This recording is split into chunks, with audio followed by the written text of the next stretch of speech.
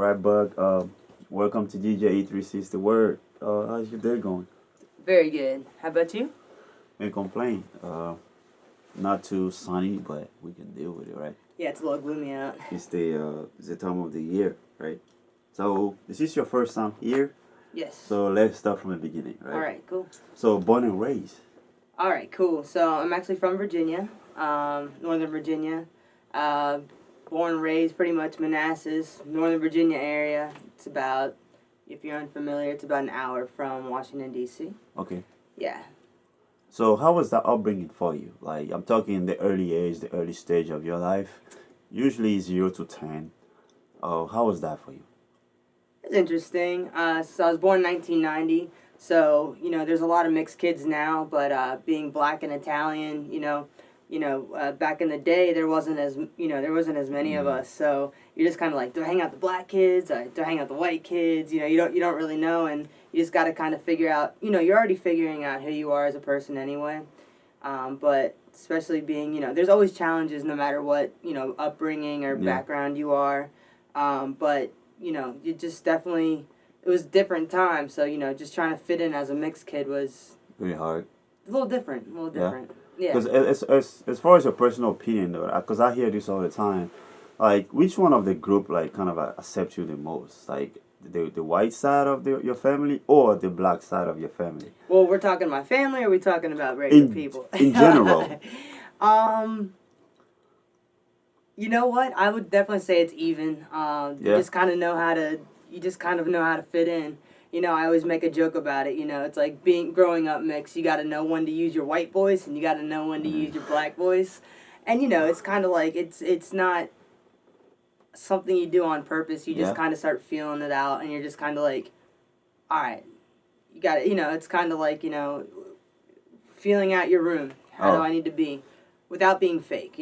So is that more of like, because when I hear all the time, it's like people would say, right, if you grow up on the black side, you tend to act like be you can identify more to the black side than the white side. But if you grow up on the other side, like the white side, and that take dominance, right? You'll be more towards the dominant side that you grew up at than the less dominant one. Yeah, that's like my a lot of my black side. They're like up in Ohio and stuff, and when I go there, it's kind of like, oh man, like I feel like a little white kid when I'm up there.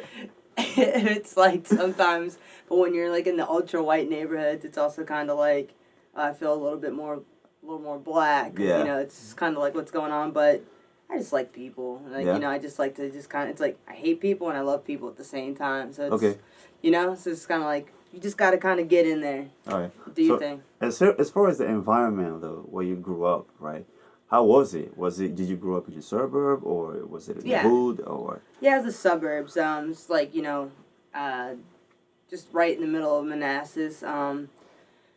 Because it was the 90s, it was a little different. So, like, now if you go to the same neighborhood, it's actually predominantly, like, Hispanic people. Oh, okay, so... Yeah. So, everybody that lived, like, in Manassas, I went to elementary school with these people and those people, and actually ended up in high school with them because everybody was moving out towards that way.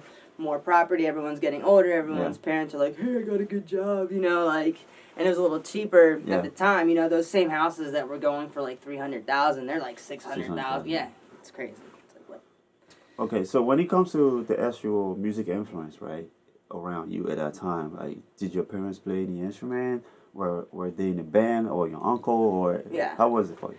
Okay, so my aunt, my mom's she's the third kid of 5 kids, and her little sister is actually a singer and plays the piano beautifully. And her being younger than my mom, 5 years younger, she was there a lot more. Okay. Like we were going up to Maryland to go visit them when I was like really little, and so I'd always like listen to her do the scales, and while she was doing her scales and warming up her voice, I was actually in the other room doing them with her. I was too nervous to do it, Yeah. So like my mom, she's stereotypical like 80s chick, and she likes all that like, that like 80s stuff, and my mom's the Italian one, so her music's a little more on the white side. Oh, okay.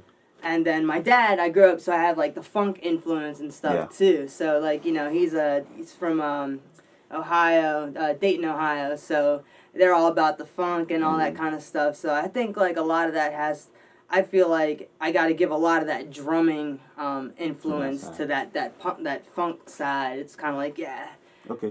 yeah. So did you so when did you learn to play any instrument at all? Like, Okay.